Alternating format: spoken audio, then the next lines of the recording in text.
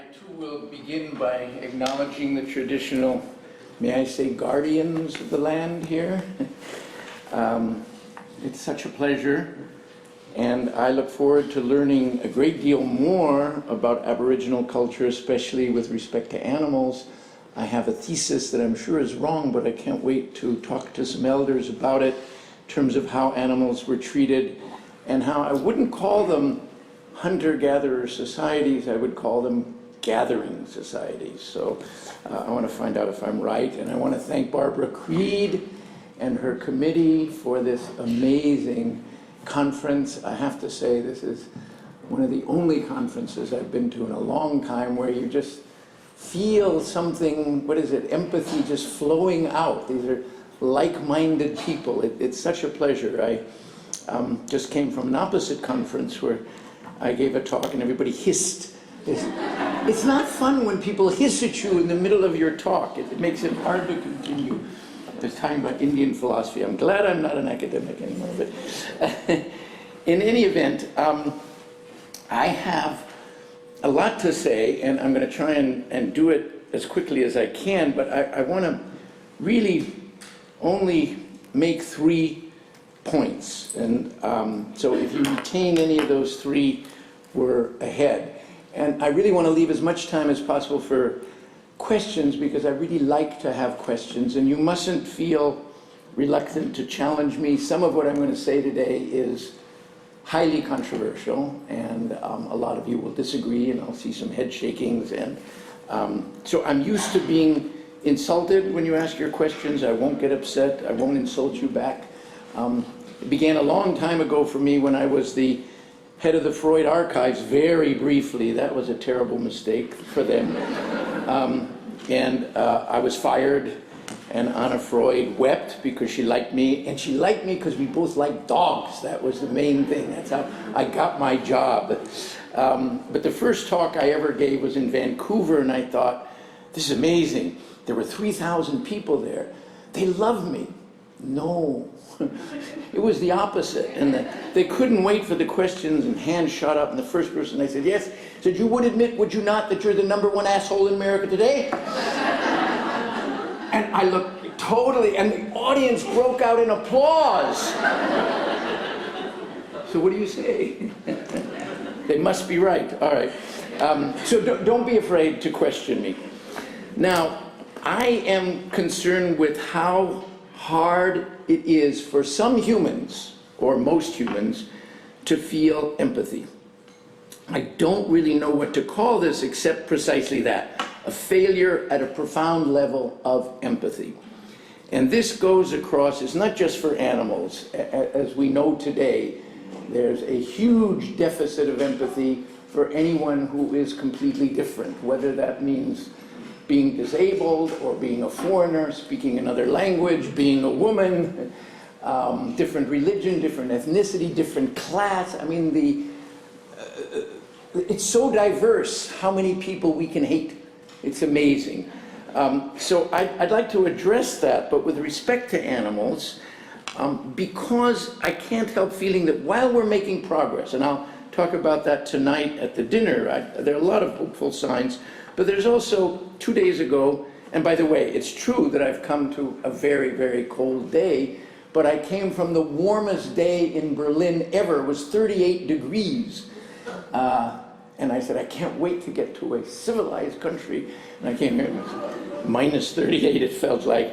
But I was reading the New York Times, and there was this comment: the secret to his signature fish soup, Roger Verger told the New York Times, he just died, one of the great cooks of France, was, quote, little fish from rock habitats, as well as teeny crabs, popped in alive at the last minute to add the full measure of their flavor. That was in the New York Times, June 9th, 2015. No editor said, wait a minute. You actually are going to say it's wonderful to pop in live crabs to give flavor? I mean, that's really insane. And yet nobody objected to it. This is now. So it made me wonder about it, and it's a broader theme, because you may have heard that the former Secretary of Defense of the United States, when he was told that prisoners in Guantanamo had to stand for hours a day, what was his empathic response? So do I. Totally incapable of taking in what he was causing, the suffering that he was causing. So, I was very glad to hear Barbara mention When Elephants Weep. It is a long time ago now that that book came out, and I believe now that it is time to take the argument further. At the time I was very naive. I had just been fired from the archives. I was living with Catherine McKinnon, the great feminist scholar who had launched her law of sexual harassment, and she was the person who said to me, Jeff, don't write about anything you don't deeply care about. And you deeply care about animals. Why don't you write something about their emotions? And so I called Donald Griffin, who had been a hero of mine. He wrote that wonderful book called The Question of Animal Awareness a long time ago. And he said, and I read it and loved it, but there's not a word about animal emotions. And I called him and I said, why not? He said, look, he said, I was a professor at Harvard. I discovered sonar. Bat sonar was my discovery. And when I questioned whether animals had awareness, they wanted to remove my professorship. He said, I don't dare say anything about animal emotions, but hey, you've just been fired from everything. You can say anything you want. Go for it. So I did. And I wrote When Elephants Weep. But I didn't know a great deal then. I still don't, but I feel that I'm moving in a different direction now because I see a disconnect between feeling and thinking. I mean, you can have profound thoughts and shallow emotions and vice versa. But it's interesting that we assign greater value to the former than the latter. And there are millions of examples, and if we had all day, I'd love to talk to you about what's wrong with people like Dawkins, and who recently, just a few weeks ago, said anybody who gives birth to a Down syndrome child should be arrested. Can you imagine that? And Arthur Miller, who was married to Marilyn Monroe, hid the fact that he had a Down syndrome child, put him right away into an institution, as did the great psychoanalyst Erik Erikson. And some of you probably know that Einstein had similar views. Bruno Bettelheim was a violent, horrible therapist. Heidegger, of course, was a Nazi. And even Mother Teresa hung out with dictators. So, and all of that has to do with this failure of empathy. So if we take this seriously, it allows us to consider the moral superiority of the entire animal kingdom. Mammals, vertebrates, invertebrates, over us. But I'm most interested in these particular examples, and I believe, we'll come back to this, that torture, for example, is uniquely human. No animal engages in torture or in war, in spite of what my old friend Richard Wrangham claims about chimpanzees.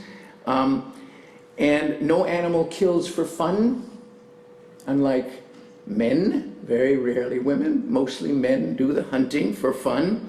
And even if you think about it, and this is very controversial, I don't even believe that there is such an emotion as hatred in wild animals, even in the apex predators, and we'll come to that. Okay, so now I want to say just a few words about dogs, because they're so wonderful. And we now know that we have been, can you hear me if I do this, or should I stay there? Okay. Dogs have been with us now for at least 35,000 years. So they've given up the notion that dogs were domesticated along with other animals around 7,000 to 8,000 years ago is over. And we know some people say 15, 20, 25, 30, and there are even people taking it much further back. Which means if you think about it, and you think of it in the context here, it may well be that dingoes didn't come over 4,000 years ago, but 40,000 8,000 years ago. And I'm very interested in learning much more about dingoes and that possibility. But if we go back to about 40 or even 50, which many scholars, there's a wonderful new book, what's her name, Barbara? Have any of you seen it? The one about the age of dogs, a brand new book by a very well-known anthropologist in the United States, Barbara. Anyway, her thesis is that the reason that humans took over from Neanderthals, modern humans, is because we had dogs and they didn't. Of course, the question is, why did we have dogs and they didn't? Apparently, they had very big brains and they were very strong, but they didn't bond with dogs, and modern humans did. So I think it begins when we begin as a modern species. Homo sapiens sapiens. If there is ever a misnomer, that's it. Man, very smart. Not true, but we did have dogs, and that was smart. And dogs helped us in all kinds of ways. Now, I believe, and she and I have discussed this a lot, because she doesn't believe that, but I think it was true that right from the beginning, especially with children, there was a bond of affection. So it wasn't just that they were useful. Guards at the caves, and they would bark when anybody came. That's true, when they would help in the hunt. There wasn't that much hunting going on, because hunting is dangerous when you're, a feeble human. So we didn't do that much of it. But dogs were there, especially for the children, to be companions. And I'd be surprised if women didn't feel the same way towards dogs. And now at last we're recognizing it. Every major American university in the United States now has a dog cognition laboratory. They're thinking of a fancy name. It's not a lab. They're just hanging out with dogs and watching them. And it's wonderful. They're doing it's voluntary. The dogs are not being forced to do it. So, about dogs, it has occurred to me. We have a dog. My son, Ilan, is here, so don't say that, but he's here. University of Melbourne, his first year, Ilan. And Ilan and I and our whole family lived with Benji. I wrote a book about him called The Dog Who Couldn't Stop Loving, because he really couldn't. He loved our rat, and he'd see the rat, he'd lick the rat, and he loved that. I was tickled by it. And in watching Benji that closely, as I've done for the last, 10 years now, really, I noticed that he had a greater capacity for friendship than I do. I'm a friendly guy. I love people. I'm very sociable, and my wife even more so. And our whole family. But nobody can equal a dog when it comes to friendship. I really believe that, and they don't end them. I lost friends. Benji never lost a friend. So it seems to me that if you want to call that, or the emotions around friendliness, they are our superior. They can do things that we cannot do when it comes to friendship. And there are lots of, I haven't seen anybody write about this, but if you're walking down the street with your dog, or you're driving with your dog in the car, and the dog looks out the window and he says, "Stop! There's a dog over there!" They do it every time. There's a dog! And their tail goes and, come on, get with the program. Let's go meet the other dog. Why would we do anything else? And they're right, of course. I'm now in Berlin, just for another 6 months, but it's changed a lot, by the way. It's become the vegan capital of Europe, so I'm very happy there. We live right in the center of the vegan capital, so it's fantastic. But people don't see you. I'm brand new there, so I'm eager to make friends. I'm walking down the street, hi. Let's keep it coming. And dogs don't do that. Again, if you walk with your dog down the street, they make eye contact with every single dog they see, and they would like to stop and meet and greet. And so where you've been, and who you're with, and what's it like. It's wonderful that they can do that. And we can't. We just can't do it. I don't think there's a human being on the planet that is that open and friendly. So I think in that sense we can say that dogs have that emotion, whatever that emotion is around friendship, is greater than ours. I also think that they're better at play than we are. And the pleasure that they take in play is greater than ours. Children, yes. But by the time we're adults, we tend to have play that is mainly against the other. You know, oh, I can't wait to beat that team. And you see this, yeah, especially, well, all of us, but men, especially me. I lived for 14 years, alas, in Auckland, and you see that everybody there is all the men I met, you know. So what do you do? And you write. I remember the first time I told them in New Zealand that I was a writer. He said, all writers are wankers. I didn't know the term. I had to look it up. That's what I was doing. But they didn't, you know, so what do you think of the game last night? What game? They didn't like that. And it's competitive. You know, it really is competitive. Where the dogs on the beach, they're not competing. They're having fun. They're playing. And they do it as adults. They do it as puppies, of course, non-stop. But even as adults, they can do it in a greater way than we can. And Mark Beckhoff has written a lot about that, dogs at play. And it's just fascinating. And we're just now beginning to discover all the subtleties of it, because he was the first to point out, which I thought was absolutely fascinating, and you must have seen it, when a dog hurts another dog when they're playing, what the dog does is he does a quick play bow, which says, I'm sorry. Okay, all forgiven, let's go. So they're capable of doing things in play, and I think we're just beginning to understand that. So that's another area.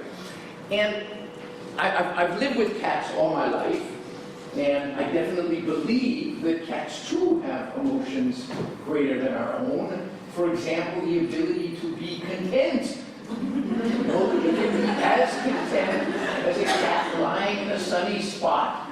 It's just extraordinary. And the ability they have to be entirely indifferent to you without it being negative. It's not that I don't like you, you're just in my sun. You know, Diogenes, the famous line, what does Diogenes, when the great Alexander the Great, what can I give you, Diogenes? And he said, ôte-toi de mon soleil, move out of my sunshine. That's all I want. That's what cats are like. But the truth is that I haven't understood cats as well as I've understood dogs. And I think for a lot of people it's harder. And we love being with them. As I said, I've never been without cats. The last time we had 3 in our house on the beach in Auckland. But I think we're just at the beginning of understanding this. Now, if you take, and I think that it's easier for us to understand cats and dogs because both of those animals self-domesticated. That is, we didn't pull them out of their environment and say, by God, you're going to be our slave. You know, try that with a cat, right? No, you're not going there. You know, I'm doing what I want. Yeah. I mean, dogs get that way, but they do it without losing their good humor. But if we consider, so dogs and cats, because they self-domesticate, because they chose to live with us, because we didn't really exploit them for something that was legal, we get this special relationship. But the minute you leave cats and dogs, and I won't say anything about horses, because there are bound to be people here who love horses and know a lot more than me, and it's dangerous ground. But every other animal that I can think of, and certainly every animal living on a farm, is there to be exploited. They are not there because we love them. And this is a very difficult thing. I went around New Zealand trying to talk to, by the way, I shouldn't badmouth New Zealand. I had 14 wonderful years. People were very easygoing and friendly, healthy living. Nobody ever yelled at me once in 14 years. And in Berlin, in 3 days, I had 3 people yell at me. So, something nice about New Zealanders. But going around and talking to New Zealand farmers about their farm animals was not a positive experience. I mean, they never got vicious, but they could not even begin to understand what I was asking. And this is when I was writing, because I wrote When Elephants Speak, which was popular, really surprised me that it sold nearly 1 million copies in the United States. And I think the reason is because, not because I was saying anything that was so new. In fact, on the contrary, I think what I was saying was things that everybody who lived with dogs and cats knew. Of course they have emotions. Why wouldn't they have? So I think it vindicated what a lot of people thought. But then, and I was a vegetarian at the time, but I was not a vegan, and several people said, you know, you need to think a little bit more deeply about farm animals and why it is that you drink milk and eat eggs, and you should go and visit some farms and talk about farmed animal emotions. So I said, okay, and that's how The Pig Who Sang to the Moon came out. And in doing that, since I was living in New Zealand, I went to talk to farmers in New Zealand and said, do you feel that these animals have feelings? And, ooh, did that not go down well on farms at all?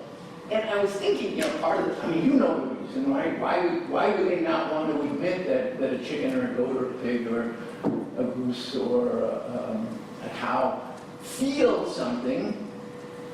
Because then how do you move from there? I don't care what they feel, they're going to be dinner tonight. I mean, that's a big move for a human who claims to feel compassion and empathy. And by the way, you'll never meet anybody. I've never met, well, I don't. You won't meet many people who say, I don't care how much animals suffer for my food. I really don't give a shit. You're not going to hear anyone say that. They all say, every survey in the United States and everywhere says, 90% of people say, I care very deeply about how an animal is raised, quote, before I eat that animal. They do say that. But it can't really be true. Because if it were true, they wouldn't. Well, as I began to realize, how can I eat eggs? How can I drink milk? When I know that I'm the direct source of a cause of suffering. Because when you watch these animals on a farm, they invariably suffer. And even the most ideal farm, and I tried to do the spectrum, but even the most ideal, the end result is what? These animals are there to be killed. Or exploited to the point of death. We take what? We take their, of course, the first thing we do, we take their flesh, we take their children, we take their fur, we take their skin, we take their eggs, we take their milk. And if anybody can believe that they assent to this, of course they don't want that. And what people would, I mean, it would become very uncomfortable very quickly. No matter how politely you ask that question, well, how do you justify this? They get very angry because, of course, what you're saying is if you really believe that, if you really believe that these animals deserve the best treatment possible, that treatment is to leave them alone, not to take what they have for your use when you don't need to. Not really important to you, it's only good for your taste. But otherwise, you're killing this animal. So that's a very uncomfortable question. The reason I raise this is because if what I said about dogs and cats is true, and I can see from the way you respond, a lot of you believe that, right? That they do have powerful emotions. Why wouldn't that be equally true for animals on the farm? Now consider that. Consider that we have not even begun to understand pigs. It's now universally recognized that pigs are very similar to dogs in terms of emotions. I won't even say intelligence, because that's one of those, really slippery terms. And I have to say, I don't like it when animal rights people say, well, this animal, because it's so intelligent, deserves this treatment, but this animal is dumb, so it doesn't. That's, first of all, we don't know. Second of all, what is intelligence? Third of all, who cares? Now, you don't say, oh, that kid, he's not very bright. Kill him. Get rid of him. We don't need him. So, it's not intelligent. It's the question of how much they feel. And there's no question that pigs feel a great deal. And not only that, they are perfectly happy to be friendly with us. I visited many animal sanctuaries, and I've seen pigs that, will go for a walk up in the hills in California once at animal place and turn around their 12 pigs. A little bit like cats. We're not following you, we're just going by ourselves. But they're more like cats than dogs. But they wag their tails because they're happy. And Kim Sturla, who ran Animal Place, often slept with one or two of her pigs. And they love it. They sleep at the foot of the bed just like a dog. And and they respond to you. So, just as I now believe that dogs have emotions beyond ours, I believe it's true of pigs too. We just don't know what they are. And if it's true of pigs, why wouldn't it be true of every other animal that lives on a farm, including chickens? Some of you know the work of Karen Davis, which is fantastic in the United States. She's 100% convinced that hens and all chickens feel very profound emotions. And we'll only learn about that when we stop exploiting it. So what I always say, and I'm so glad to see that everywhere in the world, there are more and more animal sanctuaries. Places where animals who have been abused or abandoned can come and live without fear of being killed. And that's where you'll start to see this new knowledge. So any of you wanting to do PhD, that's a great place to start. Go to an animal sanctuary and study some of the animals there and try and see, not just that they have emotions, of course they do, but they have profound emotions, and possibly emotions further on than ours. Now, is that true of animals in the world? Of course, why wouldn't it be? So, what are the examples? Well, if you look at what they like to call in America, charismatic megafauna, those are the giraffes and the gorillas and elephants. We don't know as much about gorillas as we'd like to because they make it difficult. And we know very little about the emotional lives of giraffes. But we do know quite a bit about elephants. And I called that book When Elephants Weep. By the way, I didn't mean that they literally weep, and there's some controversy, but they certainly feel sorrow. And they grieve. And it is possible now, I believe, that they grieve more deeply than do humans. And some of the evidence for this is coming in slowly, but just, you must have all seen it on the internet. About 50 people sent it to me. I think it was about 3 or 4 months ago. That I don't know his name, but there was an elephant man in South Africa who was very close to lots of elephants. And he died. And by God, a few days later, there was a line of like 50 elephants, wild elephants, that had somehow realized that he had died and come to pay their respects. Now that's completely incomprehensible from our point of view. They don't read the New York Times. There wasn't an obituary. How did they know this man died? How did they find his house? And what were they doing just standing there silently? And, a few years ago, if you told that anecdote to any animal scientist, they'd say, you have a screw loose, you're insane. But there's no doubt that this happened. It's quite clear, in the age of these cameras and all, everybody taking a shot. We know these things happen. So, what is the explanation for that? Obviously, they were feeling grief. And then there's that extraordinary case that Cynthia Moss talked about, where she kept all these bones of dead elephants so that she could identify them later. And one day she saw a herd of elephants going by her compound in Angoseli, and one little elephant stopped and started feeling the skull bone of an elephant and refused to leave. And she became fascinated. The troop waited, patiently. Finally, he went on reluctantly, and she checked the records. It was his mother. So he knew this because elephants are so tactile. You remember that beautiful book by Ashley Montague, long, long ago, Touching? And he said, this is the thing we're losing, this ability to touch. Another thing that dogs do, right up against you, they constantly want to be feeling your body, touching, contact. And that's how elephants recognize one another when they're constantly with their trunks, constantly feeling. So this elephant felt it and was clearly sad. And now we know this. We can't deny that any longer. So I think we're going to discover that. And now we come to what for me was the most important in certain ways for us as a species. What time do you want me to stop? At 10:15, right? Because we do want questions. Yeah, so another 15 minutes. And that is, I was thinking about apex predators. We are an apex predator. We're the very top humans of the food chain. And we kill everything else. Nothing kills us. in our lives, in our diets. Okay, and who is the other apex predator on the planet? Like us, but in the ocean? Orcas. Sharks too, I told you, but orcas.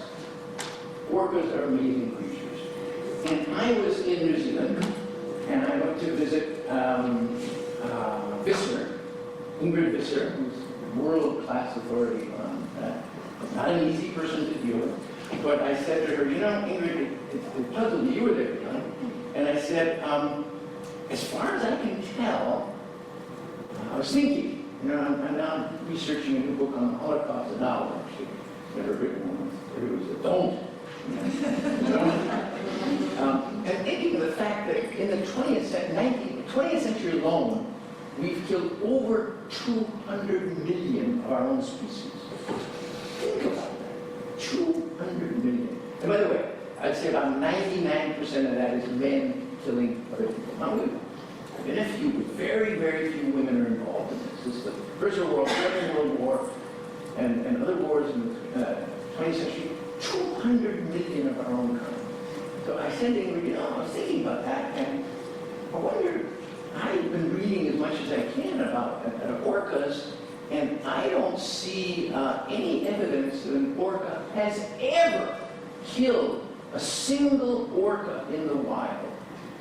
In their, 30 million year history, or whatever it is, anyway. And I just, you know, when I come here, she was very annoyed, and how do you expect me to answer a question? No. What do you think of it? No.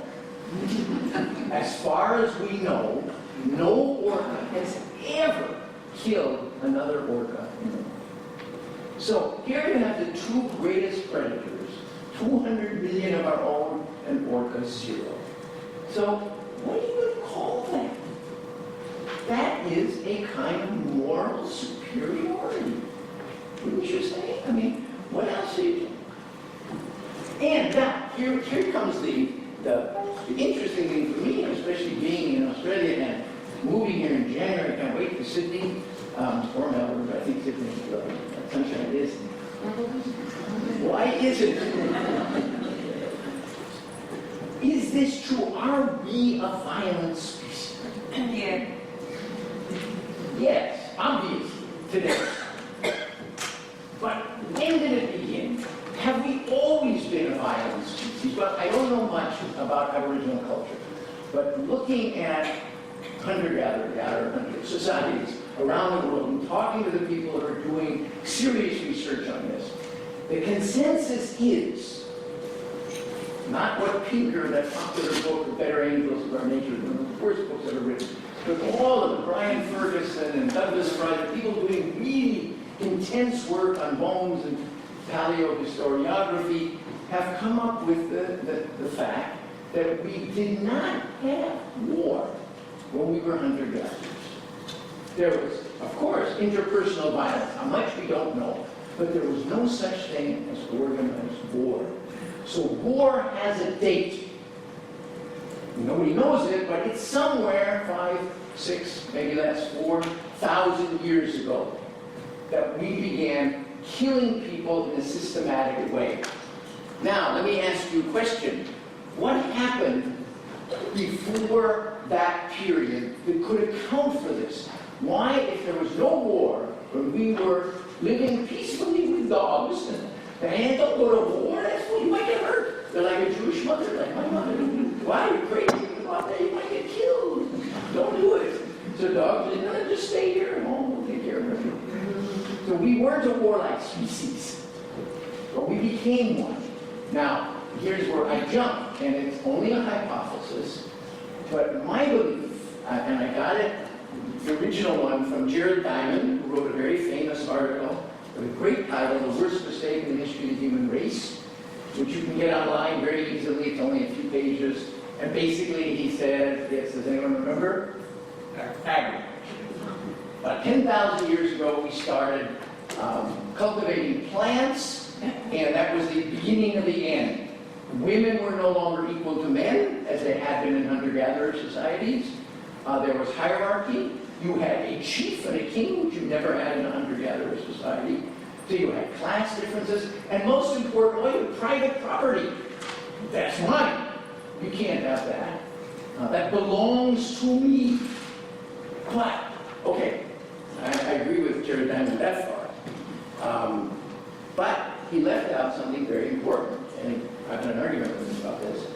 And I'm not the first to say it, but I think I'm the first to pull it all apart, is what else happened at that time? Just around then, what else were we doing besides domesticating plants? We were domesticating animals, except for dogs. We're not exploited, or shouldn't be. So we had, that's when you get chickens and goats and geese and pigs. They're all around that period. And what does that do to a human being? And this, I think Lynn's that wonderful, wonderful talk yesterday from Animals Australia about what it does to us. Well, here's a way of taking that a step further. It did to us at the very beginning. It turned us into greedy murderers. Because suddenly, we didn't have to go out and hunt a wild boar, which is a very dangerous thing to do. You know, sometimes you eat the boar, and sometimes the boar gets you. You know, we don't want to do that, no way. So we had them corralled, we put them in pigs, we took away everything that was important to their life, and then we slaughtered them and ate them. And that unleashed greed in us. We wanted more and more, we ate more and more. It was the beginning of the decline, according to various anthropologists, of our health, which is still continuing. For those of us who are not vegan, no vegan, that's a good reason to do it. But really, that was the beginning of the end in terms of it unleashed a certain kind of violence. Now, you might ask, and I don't have the answer, well, why was it so easy to get this violence out of us? Why did we need to exploit them? Well, the answer is probably because we could. We're a fragile species, morally speaking. And if you give someone too much power, as you see with Mr. Abbott, they misuse it. They do. They misuse it. They can't stand it. Especially men. They cannot take power and just say, okay, you know, I want to do good with it. No! I want to profit and I want to exploit. So greed came up. So I believe that was the beginning of the end. Now, it could be that this is the end of the beginning for us. Because look at you, you know, there are 200 people here today, and you're all thinking, or you may not all agree with me, but you're all thinking about these things. And more people are thinking of changing their diet, of changing their way of life, of changing the way they think about animals. So I think this is terribly important. And I'll try and end very soon now, because I know you're eager to ask questions. I'd love to hear them, as long as you don't ask that awful one. Let me end by saying something that I've just been thinking about. I don't know if you know Marguerite Yourcenar, the great French novelist, extraordinary woman. And I didn't realize it. I had read her memoirs of Hadrian, very famous book for which she won, I don't know if she got the Nobel Prize in literature, but certainly all the major prizes. Died some years ago, some time ago. But I found this in something called Les Yeux Ouverts, Entretien avec Mathieu Gallier. I won't read the original, but here's a short translation, but it doesn't capture the whole thing. If anyone's interested, I'll show it to you later. But she wrote that, had we not accepted the inhumane transportation of animals to the slaughterhouses, we would not have accepted the transportation of humans to the concentration camps. That's an extraordinary thing for Marguerite, of all people, Yourcenar, to say, because it really does, you know, I am a little bit obsessed with the Holocaust. I recently read W.G. Sebald, the German writer who left Germany for good and lived in England and was killed not long ago in a freak automobile accident. But he once said, and I quoted this to people, and it ends dinner parties. Let me warn you. I mean, especially in Germany. Don't say this in Germany. That Sebald famously said, the Holocaust. Nobody serious is interested in anything else. Whoa! But think of what he meant by that. He meant the origins and the importance of human evil, of the genocidal impulse, as the French like to call it. Génocidaire, they always say, oh, he's a genocider, for Rwanda and other places. So, and it is terribly important. And I was thinking, well, we're that way around animals. We try and eradicate a whole species. So what would you call that? It's not genocide, it's specieside, or something like that. That we are really, it's a kind of, I'm not sure what to call it, but I think we need, you may say it's not so important what we call it. Actually, it is important what we call it. And if any of you can think of a good name, that would help, because some of you may know the work of Diana Russell, my old friend from Berkeley. She was one of the first people to write about the sexual abuse of children, and she came up with the term femicide. And I remember when she first used it, everybody laughed and said, oh, that's such a stupid word, meaning the killing of women. And now it has been accepted universally. And it's used in all of South America. You may have seen that. The women, the Cinco de Mayo women, Plaza de Mayo women are all coming and worrying about femicide, the number of women being killed there. So I think we need to worry about this in terms of the number of animals. How many animals are killed a year for food? 60 billion around the world. And in the oceans, we don't even know. I try to find out.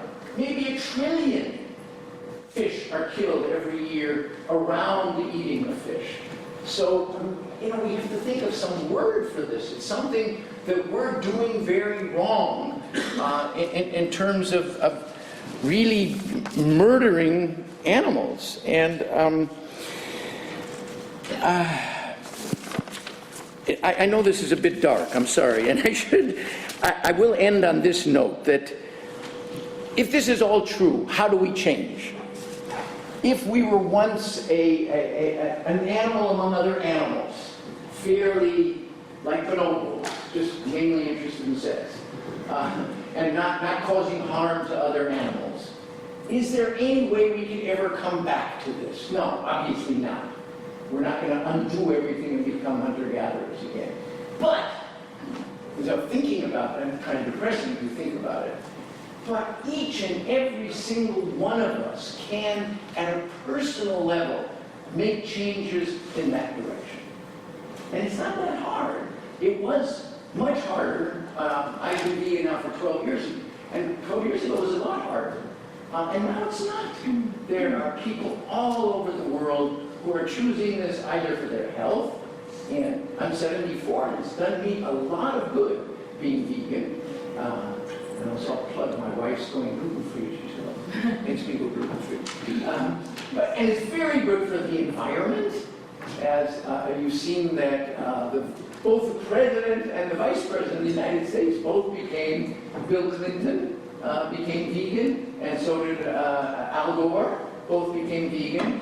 Clinton did it for his health, and it saved him. He'd be dead by now if he hadn't. And Al Gore did it for the environment. He finally acknowledged, yes, you can't deny it. So we have 3 good reasons. And for us, all of us here, the main reason is we're not killing animals. And we don't have to feel that we're contributing to suffering.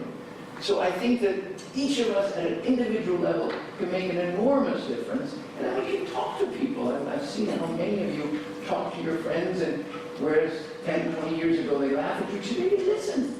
They're interested. They say, tell me about that. So I think there is hope. And this conference is a good example of it. And thank you very much for listening. And don't be afraid to ask